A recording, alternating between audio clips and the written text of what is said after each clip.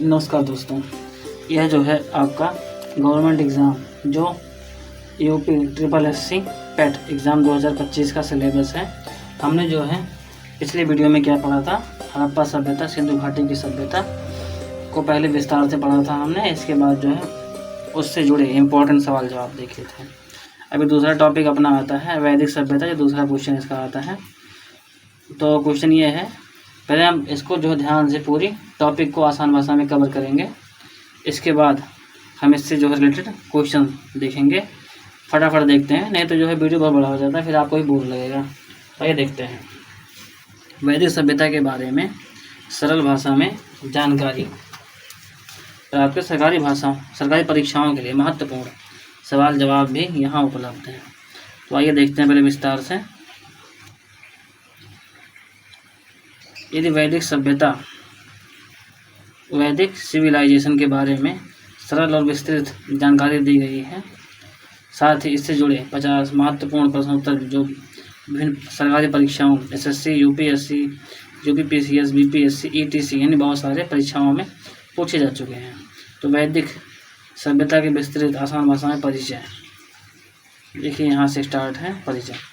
वैदिक सभ्यता भारत की सबसे प्राचीन सभ्यता मानी जाती है, जिसका उल्लेख मुख्य रूप से ऋग्वेद, यानी जो हम आते हैं वैदिक सभ्यता, तो इसमें मेरे ख्याल से जो है सारे वेद, जो 4 अपने वेद हैं, उनकी शुरुआत हुई थी। तो इसमें दिया हुआ है ऋग्वेद और अन्य वेदों में मिलता है। यह सभ्यता लगभग 1500 ईसा पूर्व से 600 ईसा पूर्व तक था। हमने जब क्या देखा था, हड़प्पा सभ्यता, वो कितना से था, 2500 ईसा पूर्व थे, 1900 ईसा पूर्व। अब 400 कहाँ गया पता नहीं, 400 इसमें गैप हो गया। तो ये 1500 ईसा पूर्व से 600 ईसा पूर्व, यानी हम अगर देखें आराम से तो 6 दूनी 12, 3 15, यानी 9 साल चला ये, और 900 साल चला। पूरब के मध्य फैली हुई थी यह सभ्यता। सिंधु घाटी सभ्यता के पश्चात भारत में विकसित हुई। भौगोलिक विस्तार। प्रारंभिक वैदिक सभ्यता सप्त सिंधु क्षेत्र, सिंधु और उसकी सहायक नदियां तक सीमित थी। बाद में उत्तर भारत का बड़ा हिस्सा इसमें शामिल हो गया। सप्त सिंधु के मुख्यतः 3 नदियां आती हैं। यह मेरा ब्लॉगर का चैनल है, उस पर लिखता भी हूँ मैं, तो उसके माध्यम से बना रहा हूँ, कोई दिक्कत वाली बात नहीं है। तो ये जो है मैंने रिसर्च किया है कई जगह से, इसके बाद जो है टॉपिक को निकाला है। जो हमें दिखाई थी नदियाँ कौन कौन सी हैं, सिंधु नदी, सरस्वती, वित्सता, झेलम नदी, अष्टी, चिनाब नदी, पुष्करनी, रावी नदी, शतुद्री, सतलज नदी, यमुना नदी। वैदिक साहित्य। वैदिक सभ्यता का मूल आधार ऋग्वेद सबसे प्राचीन है, 1018 सूक्त। यजुर्वेद यज्ञ से संबंधित मंत्र। सबसे प्राचीन जो वेद, देखिए क्वेश्चन यहीं से बनने शुरू हो जाते हैं। सबसे प्राचीन वेद कौन से हैं, ऋग्वेद 1088 सूक्त है इसमें। यजुर्वेद यज्ञ से संबंधित मंत्र हैं इसमें। सामवेद संगीत से संबंधित, यानी गाने वाने जो होते हैं, यह सामवेद से लिए गए हैं। अथर्ववेद जादू टोना रोग निवारण, ये सब बहुत ध्यान दें, इम्पोर्टेंट है। जो आज के युग में इसका इस्तेमाल किया, लेकिन लोग पढ़े लिखे शायद ज़्यादा नहीं होते हैं, तो उनको आइडिया नहीं होता है। जो लोग जो है किताबें पढ़ते हैं तो उनको जो है बढ़िया ज्ञान होता है, इसलिए जो है इसको रिवीजन किया जाता है मेरे ख्याल से। अथर्ववेद में जादू टोना रोग है ना, निवारण इत्यादि। ब्राह्मण ग्रंथ, वेदों की व्याख्या, आरण्यक ध्यान और साधना से संबंधित। उपनिषद दर्शन और जुड़ा ज्ञान। आर्यों का जीवन।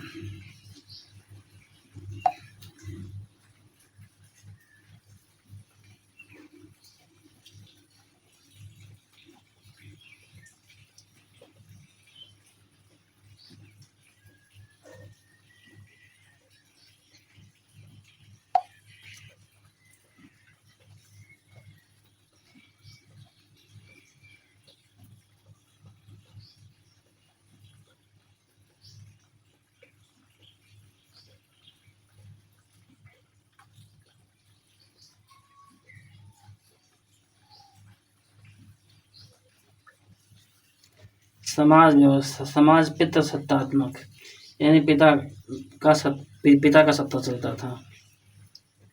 प्रारंभिक वैदिक काल में वर्ण व्यवस्था क्रम आधारित, यानी क्रम के आधार पर वर्णों की व्यवस्था थी। ब्राह्मण ज्ञान और शिक्षा, क्षत्रिय रक्षा, वैश्य व्यापार, कृषि, शूद्र सेवा के लिए। परिवार संयुक्त परिवार था, मिलजुल के। स्त्रियों को शिक्षा और यज्ञ का अधिकार था। विधवा विवाह और स्वयंवर प्रचलित थे। धर्म और आस्था,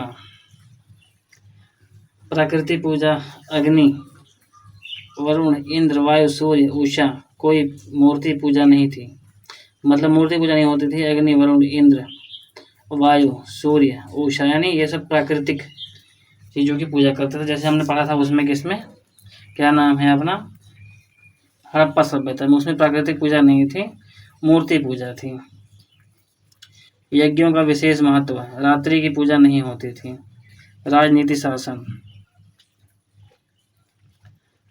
राजा को जनस्य गोपा कहा गया।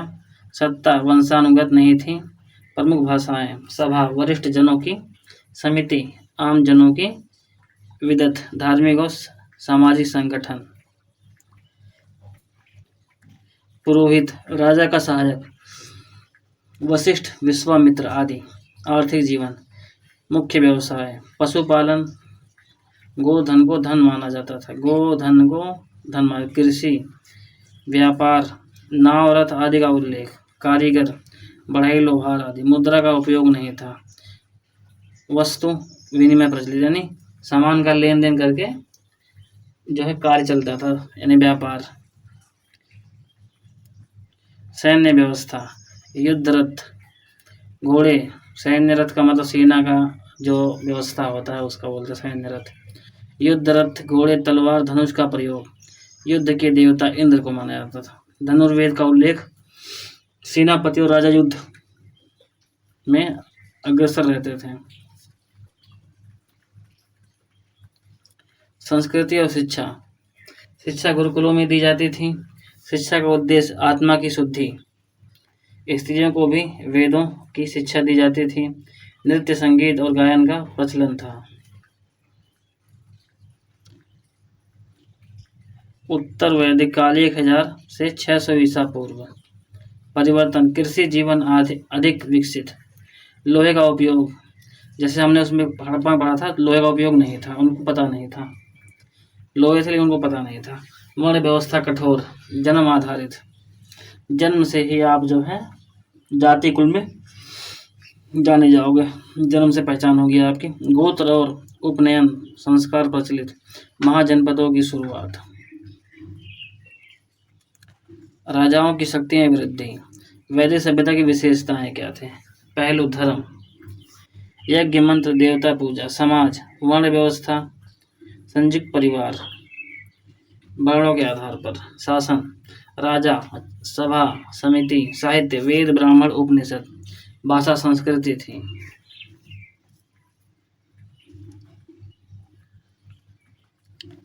जीवन शैली, प्राकृतिक जीवन, धर्मम।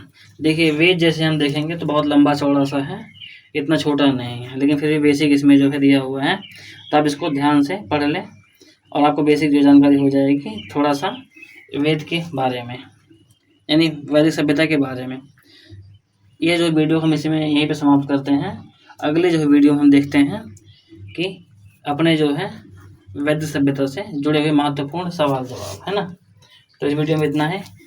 पसंद आए तो घंटे बटन दबा के सब्सक्राइब करें, जिससे आपको अगली वीडियो नोटिफिकेशन अपने आप आ जाए। सिलेबस वाइज हम जो है पैड के क्वेश्चन को देखेंगे, जो हमारा जो है टेस्ट पास करने के बाद कोई भी जो है नौकरी वैकेंसी निकलती है, किससे, जो अपने जो तहसील वगैरह से, तो उसके लिए अप्लाई कर सकते हैं। जैसे सेक्रेटरी है, लेखपाल है, या अपने और भी जो है कई सारे उसमें वैकेंसीज आती हैं, बिना टेस्ट पेपर के आप नहीं निकाल सकते हैं।